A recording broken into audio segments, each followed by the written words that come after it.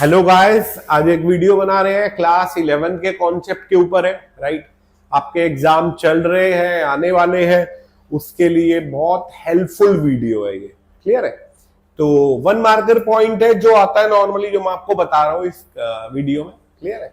एक सबसे पहला बहुत जनरली क्वेश्चन आता है, बुक कीपिंग कहां तक होती है। क्लियर है? मतलब मेजर करना,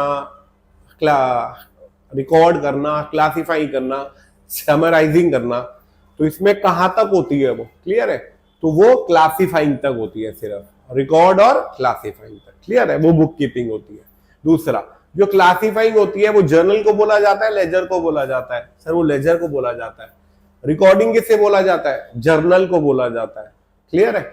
ये इंपॉर्टेंट पॉइंट्स है जो नॉर्मली कभी कभार आपके उसमें आ सकते हैं। क्लियर है? एक लिमिटेशन भी पूछी जाती है, मैन पावर की क्वालिटी क्या रिकॉर्ड होती है अकाउंटिंग में? आंसर इज नो, क्योंकि वो मेजरेबल मनी के अंदर नहीं होती। क्लियर है? अगला एक पॉइंट जो आपका पूछा जाता है, इंटरनल लायबिलिटी किसे बोलते हैं? तो इंटरनल लायबिलिटी कैपिटल को बोला जाता है। क्लियर है?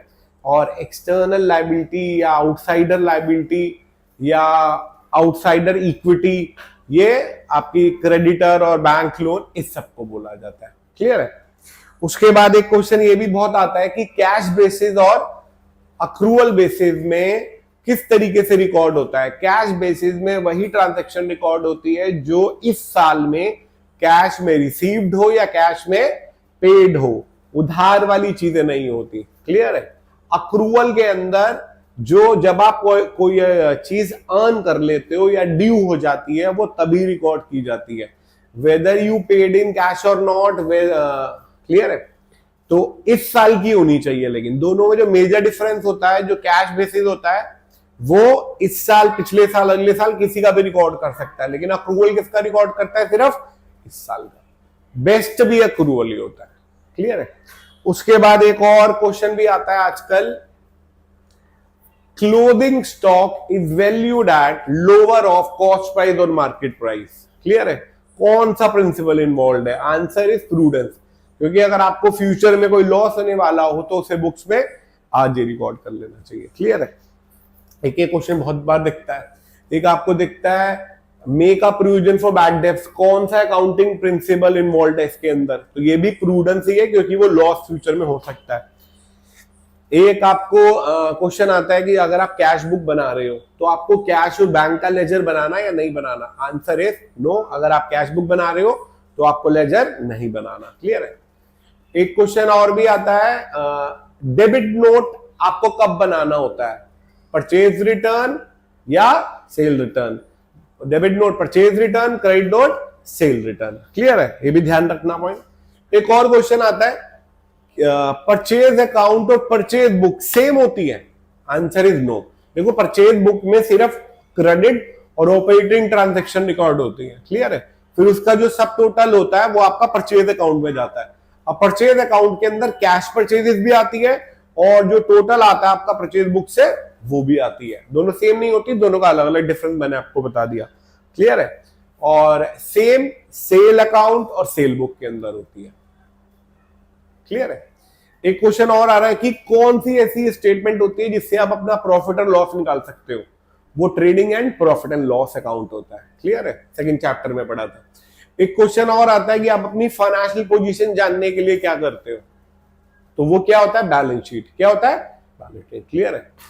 एक और क्वेश्चन भी आपका आता है, आपने कोई मशीनरी खरीदी, ऐसा आएगा कि मशीनरी खरीदी 10 लाख की, आपका अकाउंटिंग उसे कम, अकाउंटेंट आपका कम पे वैल्यू कर रहा है 8 लाख पे, तो आप क्या 8 लाख पे से वैल्यू कर सकते हो? हाँ या ना? कर सकते हो। तो कौन सा प्रिंसिपल वॉयलेट हो रहा है? अगर नहीं कर सकते तो प्रिंसिपल पूछेगा बेसिकली। तो इसका प्रिंसिपल का नाम है हिस्टोरिकल कॉस्ट या कॉस्ट कॉन्सेप्ट। वो कॉन्सेप्ट ये क्या बोलता है कि अगर आप कोई फिक्स एसेट खरीद रहे हो तो जितने पे खरीदोगे उसको उसी पे ही रिकॉर्ड करना है, ना कि उसकी मार्केट वैल्यू पे रिकॉर्ड करना है। क्लियर है? अगला एक आता है कि आपने कोई सेल करी लेकिन पेमेंट अगले साल मिल रही है, तो वो उस साल रिकॉर्ड होगी अगले साल में? सर वो उसी साल में होगी, रिवेन्यू रिकॉग्नाइजेशन के कॉन्सेप्ट के कारण। क्लियर है? अगला एक मैचिंग कॉन्सेप्ट का भी आता है कि आपने इस साल एक्सपेंस करा तो आप उसको प्रॉफिट निकालने के लिए यूज कर रहे हो, रिवेन्यू और एक्सपेंस को मैच कर रहे हो, तो वो कौन सा कॉन्सेप्ट है? Matching concept. क्लियर है? एक क्वेश्चन और आता है आपका आजकल, वो देखिए सामने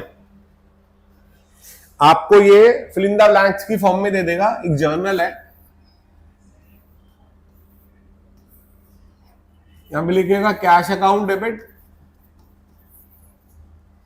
यहां पे fill in the blanks to Shyam, और यहां पे आपको लिख देगा वो 2800, ये वैल्यू गिवन नहीं है, और नीचे ये लिखा होगा कि वो इंसॉल्वेंट हो गया और वो आपको 50% पैसा इन रुपी दे रहा है। क्लियर है? तो ये आपको जर्नल में आपने पढ़ा हुआ है कि अगर कोई बंदा इंसॉल्वेंट हो जाए तो जितने पैसे वो आपको दे रहा है वो कैश में आ जाते हैं, और जो वो नहीं दे रहा वो बैड डेट में चले जाते हैं। तो इस एंट्री को फुलफिल कैसे करा? Cash account debit bad debt.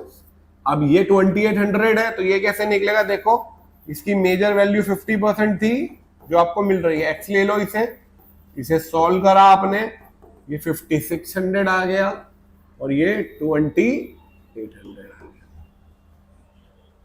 Clear है? ये क्वेश्चन आ सकता है। एक और क्वेश्चन आजकल जो आता है कभी कभार, आपको एक लेजर बना के दे देगा।